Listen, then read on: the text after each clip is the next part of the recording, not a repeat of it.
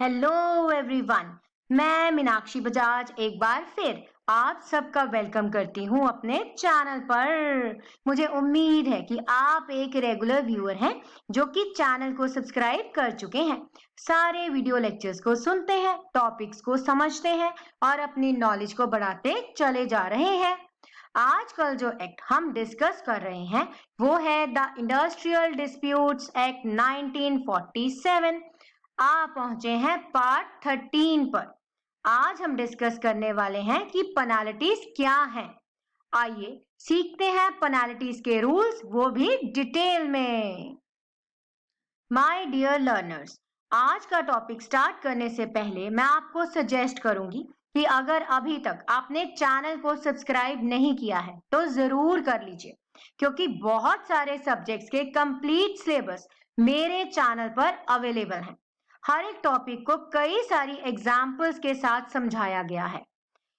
Lecture को पूरा सुनिएगा, लाइक कीजिएगा और शेयर करना मत भूलिएगा। और एक बहुत जरूरी बात, नोटिफिकेशन को भी ऑन रखिए ताकि जैसे ही मैं कोई नया वीडियो लेक्चर डालूं आपको उसके बारे में इंफॉर्मेशन मिल जाए।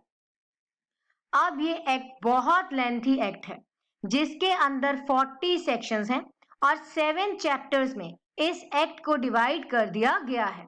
स्लाइड में आपको दिख रहे हैं चैप्टर 1, 2 एंड 3, जिन्हें ऑलरेडी हम डिटेल में सीख चुके हैं। इस सारे चैप्टर्स का या जितने भी वीडियो लेक्चर्स मैंने आपके लिए इस टॉपिक पर बनाए हैं उसकी प्लेलिस्ट का लिंक डिस्क्रिप्शन बॉक्स में प्रोवाइडेड है, तो सीक्वेंस में देखिएगा, तभी आपको लॉजिकली सारा एक्ट समझ आएगा। अब आपको स्लाइड में दिख रहे हैं चैप्टर 4, 5 एंड 6। आज हम डिस्कस करने वाले हैं चैप्टर 6। पिछले सारे चैप्टर्स हम डिटेल में ऑलरेडी डिस्कस कर चुके हैं। चैप्टर 6 में दी गई हैं सारी प्रोविजंस जो कि पेनाल्टीज के तौर पर बनाई गई हैं। पेनाल्टी का मतलब होता है जुर्माना या जो दंड दिया जाता है अगर कोई भी रूल को फॉलो ना करे तो। इस एक्ट में 7 पेनाल्टीज का जिक्र किया गया है। एक एक करके हम सबको डिटेल में समझ लेंगे। स्टार्ट करेंगे सबसे पहली पेनाल्टी के साथ, जो कि है सेक्शन 26, जो है penalty for illegal strike and lockout. सारी पेनाल्टीज के सेक्शंस मैंने आपको लेक्चर में प्रोवाइड किए हैं ताकि लर्न करते समय आपको कोई भी प्रॉब्लम ना आए। सेक्शन 26 कहता है कि अगर कोई भी स्ट्राइक और लॉकआउट है इलीगल, गैर कानूनी, तो वहां पर ऐसी स्ट्राइक या लॉकआउट घोषित करने वाली पार्टी को दंड दिया जा सकता है, जो कि हो सकता है जुर्माना। अब इलीगल स्ट्राइक और लॉकआउट क्या होते हैं इसका डिटेल में वीडियो लेक्चर चैनल पर अवेलेबल है। अब अगर तो बात है स्ट्राइक की और वो स्ट्राइक है गैर कानूनी, उसे घोषित करने वाले वर्कमैन के ऊपर कई सारे जुर्माने लगाए जा सकते हैं। यहाँ पर स्लाइड को ध्यान से देखिए। अगर एक वर्कमैन कमेंस मतलब शुरुआत करता है, कंटिन्यूस आगे लेकर चलता है या फर्दरेंस और आगे बढ़ाता है एक इलीगल स्ट्राइक को, तीनों ही सिचुएशंस में उसे पनिशमेंट दी जा सकती है। 2 तरीके की पनिशमेंट हो सकती है। एक तो है जेल की सजा, जो कि हो सकती है 1 महीने तक की, या मॉनेटरी जुर्माना भी लगाया जा सकता है। ये फाइन हो सकता है 50 रुपए का, या दोनों ही एक वर्कमैन के ऊपर पेनाल्टी के तौर पे लगाए जा सकते हैं। अब बात आ जाती है एम्प्लॉयर की। अगर एक एम्प्लॉयर ने इलीगल लॉकआउट का काम किया है, 3 बातें हैं। अगर कमेंस मतलब स्टार्ट किया है, कंटिन्यू किया है या फर्दरेंस उसको और आगे बढ़ाया है, उस केसेस में ऐसे एम्प्लॉयर को पनिश किया जा सकता है। जेल हो सकती है 1 महीने की, या फाइन हो सकता है जो कि 1000 रुपए का होगा। और अगर ऑफेंस बड़ा है तो दोनों ही उसके ऊपर पेनाल्टीज लगाई जा सकती हैं, जेल भी और मॉनेटरी फाइन भी। दूसरी पेनाल्टी है सेक्शन 27 में, पेनाल्टी फॉर इंस्टिगेशन एक्सेट्रा। सबसे पहले तो मैं ये बताना चाहूंगी कि इंस्टिगेट का मतलब होता है भड़काना या उत्तेजित करना या बहकाना।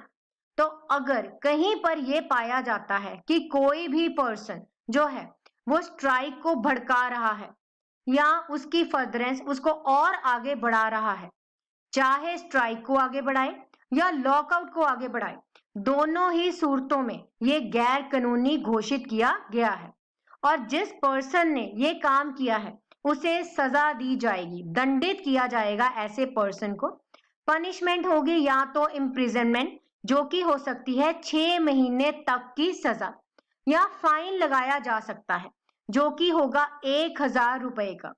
किसी सूरत में ये दोनों ही पेनाल्टीज उस पर्सन पर लगाई जा सकती हैं। जितना गहरा ऑफेंस उतना ही बड़ा दंड। अब हम डिस्कस करेंगे सेक्शन 28 जो कि है पेनाल्टी। अगर कोई पर्सन देता है फाइनेंशियल एड, पैसे या किसी भी तरीके की मनी सप्लाई एक इलीगल स्ट्राइक या लॉकआउट को आगे बढ़ाने के लिए, जहां पर कोई व्यक्ति पैसे का यूज करता है किसी भी इलीगल स्ट्राइक या लॉकआउट की फर्दरेंस के लिए। फर्दरेंस का मतलब होता है आगे बढ़ाना, या जानबूझकर, जानते हुए, नोइंगली ऐसे काम करता है कि स्ट्राइक खत्म ना हो, सपोर्ट करता है उस स्ट्राइक को, तो ऐसे पर्सन को इसके लिए दंड दिया जा सकता है जो कि हो सकता है 6 महीने तक की जेल या जुर्माना 1000 रुपए का। कई सूरतों में ये दोनों ही दंड के स्वरूप में उस पर्सन के ऊपर लगाए जा सकते हैं। तो माय डियर लर्नर्स, अगर टॉपिक आपको अच्छे से समझ आ रहा है तो एक लाइक जरूर कीजिए, चैनल को भी सब्सक्राइब कीजिए और लेक्चर्स को शेयर कीजिए ज्यादा से ज्यादा।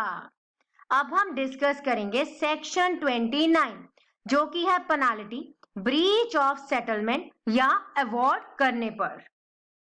ब्रीच का मतलब होता है वॉयलेट करना, भंग कर देना एक चीज को। अब हम सेटलमेंट और अवॉर्ड का मीनिंग ऑलरेडी पिछले वीडियो लेक्चर्स में सीख चुके हैं, तो अगर आपने नहीं सुना तो उस पार्ट को प्लीज पहले सुन लीजिए। तो कोई भी पर्सन अगर वो भंग करता है किसी सेटलमेंट को या अवॉर्ड में दिए गए निर्णय को जो कि उस पार्टी के ऊपर बाइंडिंग थी, उस केस में उस व्यक्ति के ऊपर कई सारे जुर्माने लगाए जा सकते हैं। उसे जेल की सजा भी हो सकती है जो कि 6 महीने तक बढ़ाई जा सकती है, या उसके ऊपर फाइन भी लगाया जा सकता है। यहाँ पर एक पॉइंट और है, जब ये देखा गया कि एक पार्टी ने निर्णय को नहीं माना और कंटिन्यूसली कई समय तक उसने नहीं माना, वहां पर जितने दिन तक वो उस निर्णय को नहीं मानेगा, हर एक दिन का उसको 200 रुपया फाइन जो है वो भरना पड़ेगा। अब यहाँ आपके माइंड में क्वेश्चन आया होगा कि ये 200 रुपए का फाइन तो लगा, पर निर्णय ना मानने के कारण दूसरी पार्टी को काफी ज्यादा नुकसान होगा।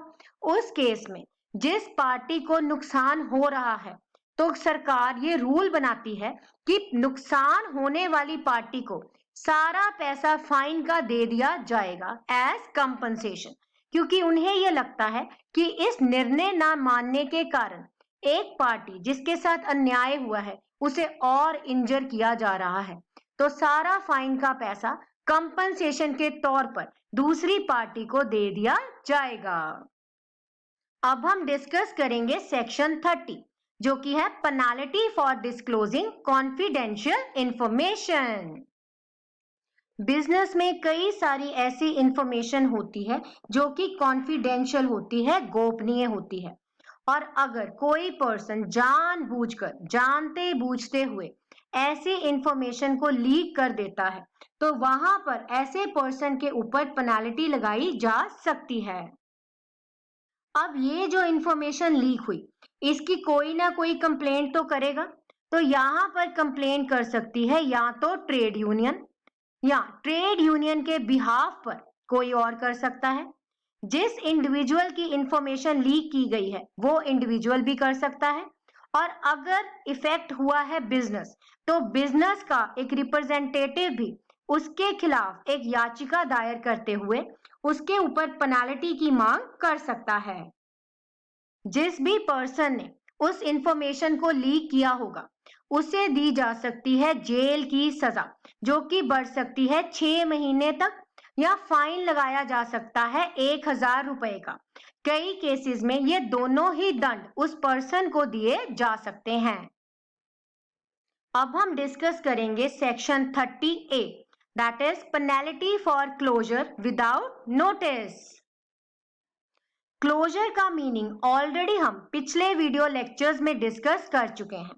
तो जहां पर एक एम्प्लॉयर क्लोज डाउन करता है अपनी इंडस्ट्रियल अंडरटेकिंग को, और ऐसा क्लोजर करते समय वो सेक्शन 25 FFA की प्रोविजंस को फॉलो नहीं करता, ऐसे एम्प्लॉयर को पनिश किया जा सकता है। पनिश किया जा सकता है जेल की सजा देकर, जो कि 6 महीने की हो सकती है। फाइन लगाया जा सकता है 5,000 रुपए का, या कई केसेस में अथॉरिटीज इसके ऊपर दोनों ही दंड लागू करवा सकती हैं। अब आ जाता है सेक्शन 31, जो कि है पेनल्टी फॉर अदर ऑफेंसेस। ये दंड तब लगते हैं अगर कोई भी अपराध करता है एक पर्सन। तो ये कौन कौन से ऑफेंसेस होते हैं? सबसे पहला, अगर एक एम्प्लॉयर कॉन्ट्रावेंस मतलब उल्लंघन कर रहा है सेक्शन 33 का। अब क्या होता है सेक्शन 33? पहले वही समझ लेते हैं। सेक्शन 33 कहता है कि अगर कोई भी केस चल रहा है कोर्ट में और अभी वो पेंडिंग है, तो उतने समय तक उस पर्सन की, उस वर्कमैन की कोई भी कंडीशन ऑफ सर्विस बदली नहीं जा सकती।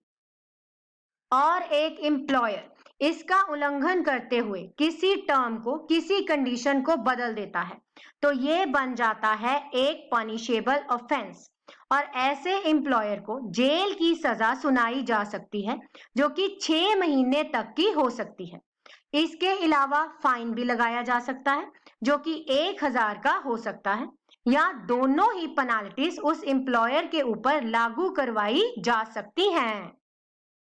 इसके साथ ही हमारा the industrial disputes act 1947 complete हुआ, और मुझे उम्मीद है कि मेरी इतनी मेहनत आपके काम आएगी और आपको पूरा एक्ट अच्छे से समझ आ जाएगा। तो अगर समझ आएगा तो लाइक कीजिएगा, सब्सक्राइब कीजिएगा, कमेंट भी कर सकते हैं, और ज्यादा से ज्यादा शेयर करना मत भूलिएगा। तो मैं मीनाक्षी बजाज अभी तो कहती हूँ गुड बाय, पर मिलूंगी बहुत जल्द एक नए वीडियो लेक्चर के साथ। तो जुड़े रहिए मेरे चैनल से, क्योंकि मिलते हैं बहुत जल्द।